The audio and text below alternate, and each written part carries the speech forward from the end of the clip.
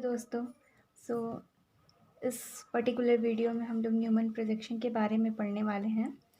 तो ये जो टर्म है ये स्टीरियो की केमिस्ट्री से रिलेटेड है।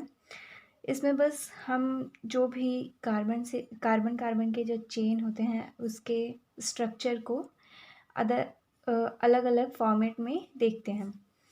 तो ये स्ट्रक्चर दो कार्बन के लिए होता है और दो कार्बन जब एक सिंगल बॉन्ड से अटैच होता है तो उसको हम कितने टाइप से देख सकते हैं, मतलब कितने तरीके से उसको हम लोग आइडेंटिफाई कर सकते हैं कि ये इसमें जो एटम अटैच्ड हैं वो फ्रंट में है, अबव में है, बिलो में है एंड एक्सेट्रा। सो बिना देर करते हुए आगे बढ़ते हैं। तो न्यूमन प्रोजेक्शन में टू काइंड ऑफ स्ट्रक्चर होते हैं और टू काइंड ऑफ फॉर्म भी कह सकते हैं इसे, स्टैगर्ड फॉर्म और इक्लिप्स्ड फॉर्म। तो पहले तो न्यूमन प्रोजेक्शन को हम सिंपली जानना चाहेंगे कि वो कैसा दिखता है, या फिर ये तो न्यूमन प्रोजेक्शन ही है बट सिंपल वे में अगर हम देखना चाहें तो वो किस तरीके से दिखता है वो हमें जानना उससे पहले ज़्यादा ज़रूरी है। तो जो इस तरीके के स्ट्रक्चर होते हैं, ये हो गया जो ये वाला प्लेस है, ये मतलब समझ लीजिए कि ये अप साइड में है और ये वाला जो है वो जस्ट बिलो साइड में है और ये वाला तो जस्ट ऑन द प्लेन है और ये वाला एक बॉन्ड है। ये वाला जो हमारा जो स्ट्रक्चर है ये हमारा रिलेटेड है सॉ हॉर्स से। तो पहले सॉ हॉर्स को हम देख लेते हैं कि कैसा दिख रहा है, ठीक है। तो इसको जब हम लोग यहाँ से देखेंगे, जस्ट ये वाला जो कार्बन है ये फर्स्ट कार्बन है और ये जो कार्बन है ये सेकंड कार्बन है। तो इस स्ट्रक्चर को जब इस प्लेस से देखेंगे, यहाँ से ऐसे सीधे देखेंगे, ये हमारी हो गई आइज़ और हमने ये देखा यहाँ से, तो हमें ये स्ट्रक्चर कैसा दिखता है। तो ये जो पहला वाला कार्बन है ये जस्ट इसके बिहाइंड छुप जाएगा और जो ये बाकी जो एटम अटैच्ड है ये भी एक दूसरे के पैरेलल रहेंगे, तो ये सारे भी एक दूसरे से छुप जाएंगे। तो इस तरीके का जो प्रेजेंटेशन होता है which is called as eclipsed form. Here we can say that there is a atom विच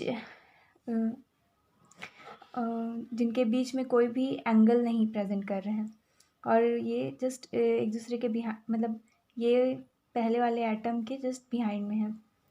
तो ये हो गई इक्लिप्स फॉर्म की बात। अब हम स्टैगर्ड फॉर्म में आते हैं। यही सॉ हॉर्स का जो स्ट्रक्चर है उसको अगर हम इस तरीके से देखें, ओके, तो ये जो है हमारा ये एटम ये ऑन द प्लेन है।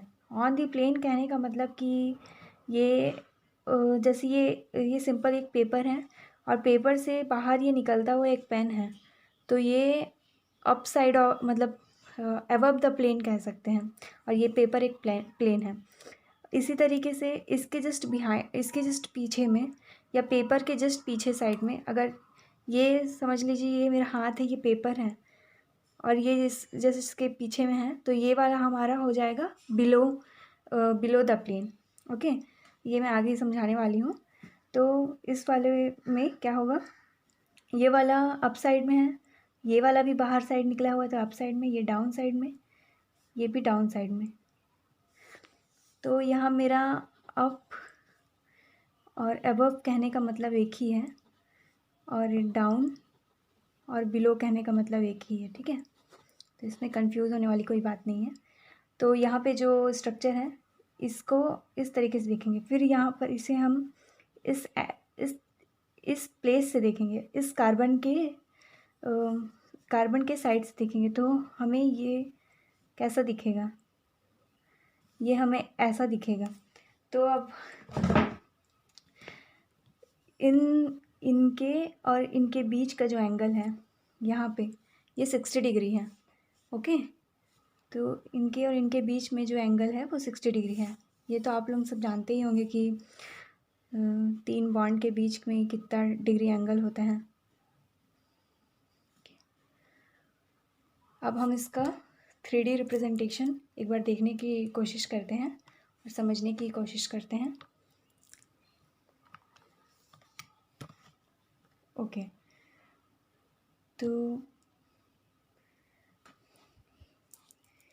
ये है, इस तरीके का स्ट्रक्चर आएगा। ये हमारा इक्लिप्स्ड फॉर्म होगा। ओके, तो मैं दिखा रही हूँ इसको प्रॉपर वे में। जो ये वाइट वाला पेन है ये जस्ट और ब्राउन वाले पेन को हाइड कर दे रहा है। ये ऑरेंज वाला पेन रेड वाले पेन को हाइड कर दे रहा है, ब्लैक वाला येलो वाले को हाइड कर दे रहा है, जस्ट इसके पीछे में है। ओके, और जब स्टैगर्ड फॉर्म की बारी आती है तो इसको जस्ट हम रोटेट कर दे रहे हैं। ओके, तो हमें कैसा फॉर्म मिलेगा? After rotating this we find out that this orange pen and this brown pen have 60 degree angle. जब हम इसको ऑन मतलब पिक्चर में देखते हैं तो हमें ऐसा दिखता है। ये वाला फर्स्ट वाला कार्बन है, इसके जस्ट बिहाइंड में सेकंड वाला कार्बन है, और ये जो बॉन्ड है ये दोनों कार्बन को अटैच कर रहे हैं। As we know that carbon is 4 valent atom, so ये 4 बॉन्ड बना रहे हैं। तो इस तरीके से इसका रिप्रेजेंटेशन होता है and this is called as staggered form. Okay, so in this video I have make you guys understand about this Newman projection, and this is basically used in alkyl stereochemistry. So